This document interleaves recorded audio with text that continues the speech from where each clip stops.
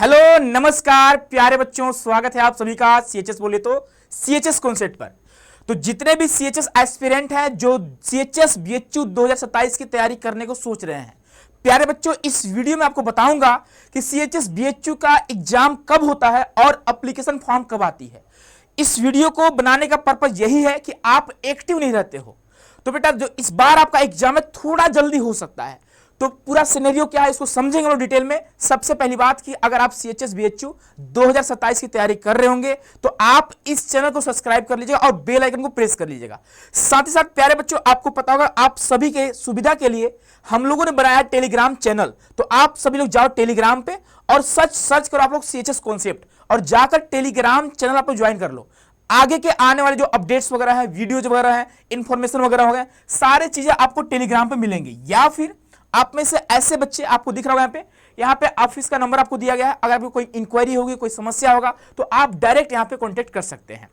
प्यारे बच्चों इस बार जो हमारी फैकल्टी आपको दिखेंगे यहाँ पे सीएचएस बीएचयू की जो तैयारी करा रहे हैं वो सारे कहीं ना कहीं सीएचएस से पढ़े हुए हैं या फिर बीएचयू से पढ़े हुए हैं और जो आपको इस बार जो है बेहतरीन तैयारी कराने वाले हैं। तो चलिए हम लोग समझेंगे। आपका जो एप्लीकेशन फॉर्म बेटा लास्ट ईयर आई थी वह आपका फरवरी में आया था। सबसे पहली बात यह आपका वेबसाइट है, आपको पता होगा जो सीएचएस यानी सेंट्रल हिंदू स्कूल है वो बीएचयू का ही एक एफिलिएटेड स्कूल है, तो बीएचयू की वेबसाइट पे ही आपको फॉर्म भरने होते हैं। ठीक है, तो वेबसाइट क्या है भाई आपका bhuonline.in। ठीक है, एन का वेबसाइट है, इसी वेबसाइट पे जाके आपको एप्लीकेशन फॉर्म भरने होते हैं, इस बात का ध्यान रखिएगा। अगर हम बात करें बेटा एप्लीकेशन फॉर्म डेट का, तो लगभग जो आपका एप्लीकेशन फॉर्म आती है जिसके थ्रू आप एग्जाम देने जाओगे, आपका एडमिट कार्ड आएगा तभी आप एग्जाम दे पाओगे, तो वह मिड फरवरी में यानी आप मानकर चलो 15 फरवरी से लेकर 25 फरवरी के आसपास जो है आपका यहाँ पे एप्लीकेशन फॉर्म आता है। लास्ट ईयर आपका 20 फरवरी को आया हुआ था, तो मानकर चलो कि थोड़ा पहले हो सकता है आपका एप्लीकेशन फॉर्म आपको देखने को मिलेंगे। अब अगर हम बात करें बेटा एग्जाम डेट का, तो क्लास 11th का आपको पता होगा अलग अलग स्ट्रीम है, आर्ट्स हो गया, कॉमर्स हो गया, बायोलॉजी हो गया, मैथ्स हो गया, तो आपका अलग अलग डेट में आपकी एग्जाम होती है। अब आप में से बहुत सारे ऐसे बच्चे होते हैं जो दो दो सब्जेक्ट का फॉर्म भरते हैं, भर सकते हो नो डाउट। ठीक है, तो दोनों एग्जाम आपको अलग अलग डेट में देने होंगे। उसके बाद अगर क्लास 9th की बात करते हैं तो क्लास 9th गर्ल्स हो या बॉयज आपका एक ही डेट होता है और इस डेट में आपकी एग्जाम होती है। तो बेटा मानकर चलो जो आपकी एग्जाम होगी वह लगभग आप देखोगे 20 अप्रैल के आसपास आपका एग्जाम होता है।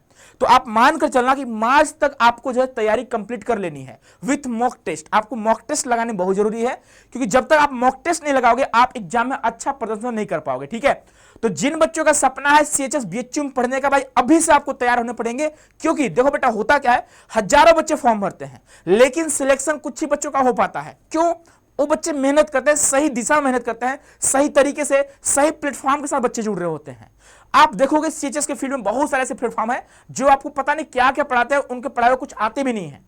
तो इस बार जो हमारी फैकल्टी आपको देखने को मिलेंगे डिफरेंट सब्जेक्ट का डिफरेंट फैकल्टी जो कि अपने आप में काफी एक्सपर्ट है अपने सब्जेक्ट को लेकर, तो वो सामने आपकी आने वाली है। आप ऑफिस में कॉन्टेक्ट कर सकते हैं। उसके अलावा टेलीग्राम चैनल आप ज्वाइन कर लीजिएगा। और सबसे बड़ी बात ये आपको पता होना चाहिए भाई, देखो होता क्या है ना कि अब अगर सीएचएस बीएचयू की तैयारी कर रहे हो आप लोग, ठीक है, तो एज क्राइटेरिया के बारे में आपको पता होना चाहिए कौन कौन से एज वाले बच्चे एलिजिबल हैं। तो अगर हम बात करें बेटा क्लास 9th का, तो क्लास 9th में आपका जो एज होना चाहिए वो 13 से 15 साल के बीच में होना चाहिए, तभी आप सीएचएस बीएचयू के लिए आप एलिजिबल रहने वाले हो। अब यहां पर इन्होंने बता रखा है कि आपका जो डेट ऑफ बर्थ होनी चाहिए वह 31 मार्च 2012 से पहले का नहीं होनी चाहिए, उसके बाद 31 मार्च 2013 के बाद का नहीं होना चाहिए। अगर होगा तो आप यहां पे एलिजिबल नहीं रहोगे। तो ये सारी इंफॉर्मेशन आपको पहले पता होना चाहिए।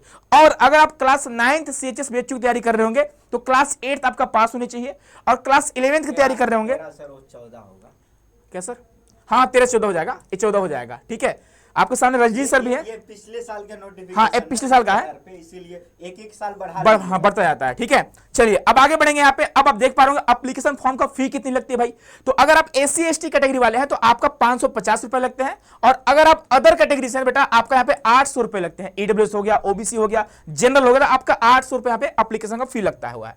ठीक है, अब देखो एमआर टेलीग्राम चैनल आप सभी लोग जाकर ज्वाइन कर लीजिएगा। और बेटा देखो होता क्या है ना कि देखो सीएचएस एक समझिए बच्चों का ड्रीम रहता है। आप देखोगे हर पेरेंट्स का सपना होता है कि हमारा बच्चा बेस्ट से बेस्ट स्कूल से अपना स्कूलिंग करे।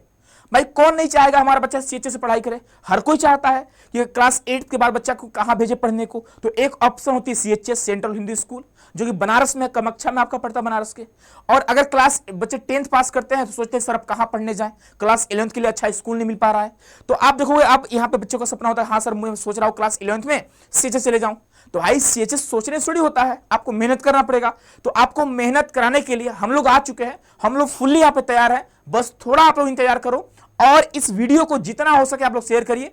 और आपकी क्या डिमांड है या फिर आपके क्या डाउट्स है आप कमेंट बॉक्स में जरूर रखिएगा, ताकि बच्चे उसको हम लोग यहाँ पे आपको पूरा करने की बात करेंगे। ठीक है, तो मिलते हैं हम लोग अगले वीडियो में अगले अपडेट के साथ। अपना ख्याल रखिएगा, मुस्कुराते रहिए, पढ़ते रहिए भाई, मेहनत जिजोड़ एकदम लगा करते रहिए आप लोग। ठीक है, बाकी मिलेंगे अगले वीडियो में। बहुत बहुत धन्यवाद, बहुत सारा प्यार आप सभी को।